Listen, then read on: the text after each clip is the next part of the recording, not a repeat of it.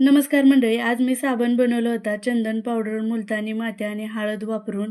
आणि चंदन पावडर असल्यामुळे याचा सुवास तर खूप छान येत होता आणि साबणसुद्धा खूप छान झाला होता.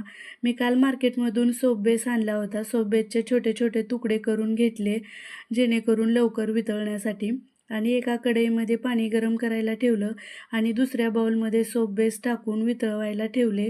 जोपर्यंत सोप बेस वितळतो तोपर्यंत एका बाउलमध्ये 1 चमचा मुलतानी माती, 1 चमचा चंदन पावडर आणि 1 चमचा हळद टाकून त्याच्यामध्ये रोज वॉटर टाकलं आणि थोडंसं पाणी घालून त्याची लिक्विड स्वरूपात पेस्ट बनवून घेतली.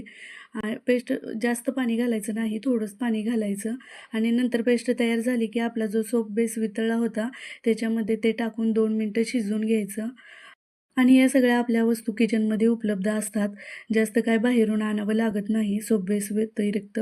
आणि नंतर मग हे 2 मिनटं शिजवून घेतलं. सोप बेस पण वितळला होता आपला. आणि नंतर मग एका आकार देण्यासाठी साबणाचा एका बाउलमध्ये काढून घेतलं आणि चांगलं 1 ते 2 तास हे थंड होण्यासाठी ठेवलं. आणि थंड झाल्यानंतर आपला साबण तयार झाला होता. आणि मग ह्याचे 2 तुकडे केले आणि मस्तपैकी आपला साबण तयार झाला.